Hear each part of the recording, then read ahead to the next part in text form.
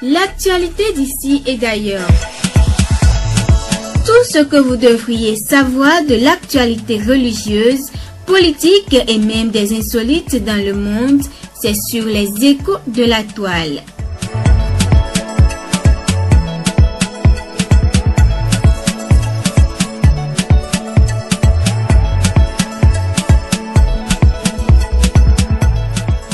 Amis auditeurs de la radio Philadelphie, bienvenue dans ce numéro des Échos de la toile. Voici les titres.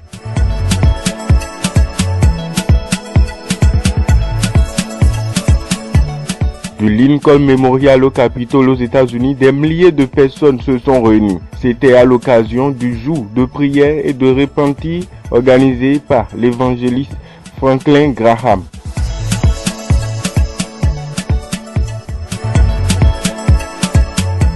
Toujours aux États-Unis, une dame de fait continue le bon combat de la foi malgré son âge. À 107 ans, Miriam Jones choisit de prêcher l'évangile aux personnes âgées. Un bref aperçu de sa vie dans les échos de la toile de ce jour.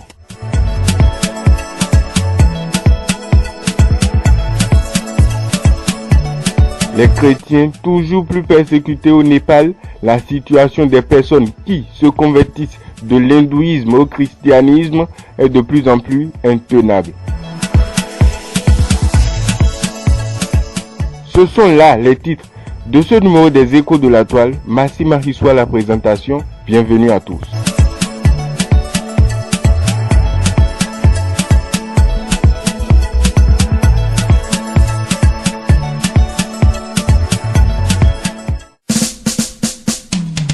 Aux États-Unis, l'évangéliste Franklin Graham, fils du feu Billy Graham, a rassemblé des dizaines de milliers de personnes samedi dernier pour la journée de prière et de repentance au National Mall à Washington. La réunion s'est étendue du Lincoln Memorial au Capitole des États-Unis. La marche de prière a été suivie par des chrétiens de tout le pays.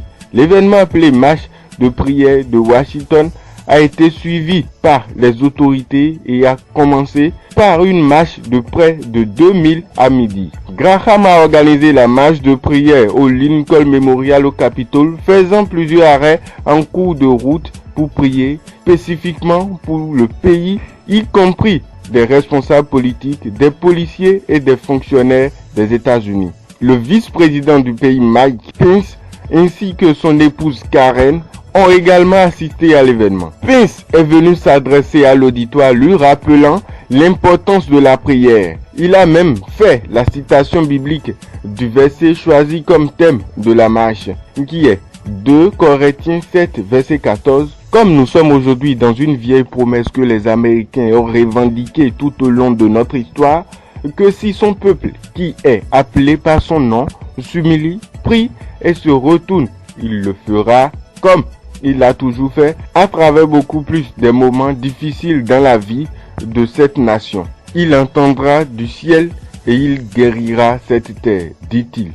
Pence a également rappelé que les Américains ont toujours eu l'habitude de prier en période de trouble, rappelant la phrase d'Abraham Lincoln sur la valeur de la prière. C'est au Lincoln Memorial que Graham a prié en disant « Notre Père et notre Dieu, nous sommes venus vous remercier. Mais, Père, notre pays est en difficulté. Nous avons besoin de votre aide. » Will Graham, fils de Franklin et petit-fils du feu Billy Graham, a prié au mémorial de la Seconde Guerre mondiale et a demandé la protection de Dieu pour les militaires du monde entier.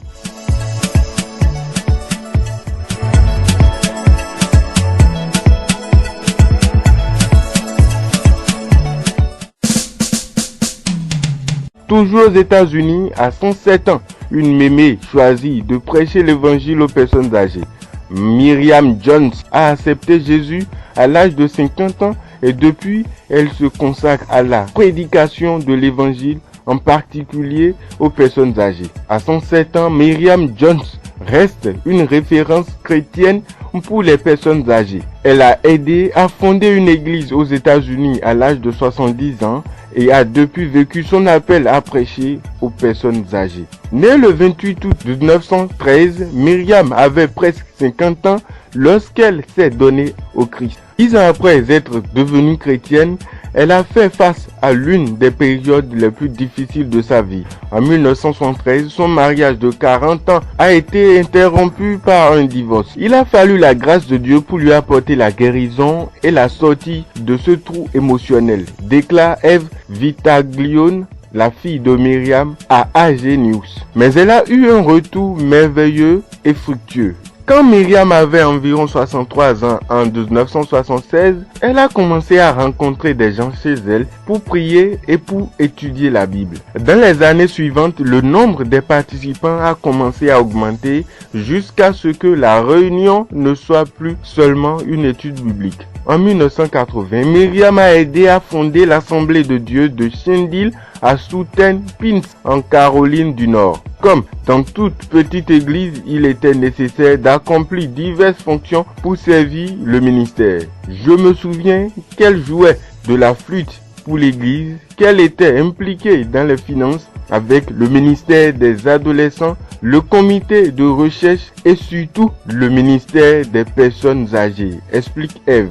C'est là que la passion pour la prédication à la vieillesse est née. J'ai commencé le ministère principal en allant dans les maisons des personnes âgées et en priant avec elles, en les réconfortant et finalement en les amenant à l'église au milieu de la semaine pour le déjeuner et un service, dit Myriam.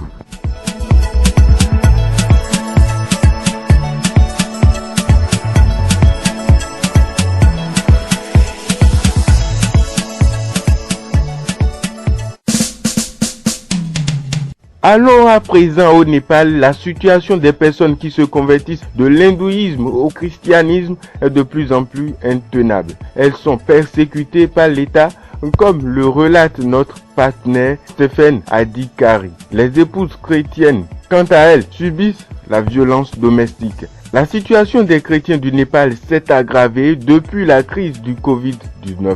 Le partenaire CSI Stephen Adhikari nous écrit « Les chrétiens ont été fortement pénalisés lors de la distribution de l'aide alimentaire de l'État et il y a eu au moins 8 procès contre les chrétiens à cause de leur foi. Comme les églises sont fermées depuis 4 mois, les services religieux sont diffusés surtout par Internet. Or, ces émissions en ligne font objet d'une surveillance étroite de la part du gouvernement, tout comme les écoles chrétiennes. Comme cela se passe déjà en Inde, il est de plus en plus difficile pour les organisations chrétiennes d'effectuer leurs services, nous explique notre partenaire. Le gouvernement a envoyé une note circulaire aux offices compétents en leur demandant de ne pas renouveler l'enregistrement d'institutions chrétiennes à moins qu'elles renoncent à toute mention chrétienne dans leurs appellations. De plus, les banques sont appelées à ne plus ouvrir de compte pour de nouvelles organisations chrétiennes.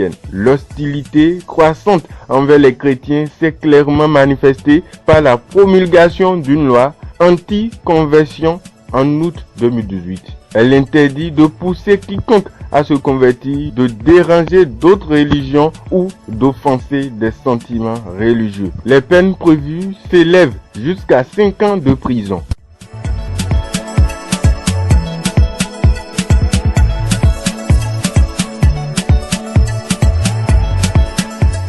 Et ce sera tout pour cette session d'information. Merci de nous avoir suivis.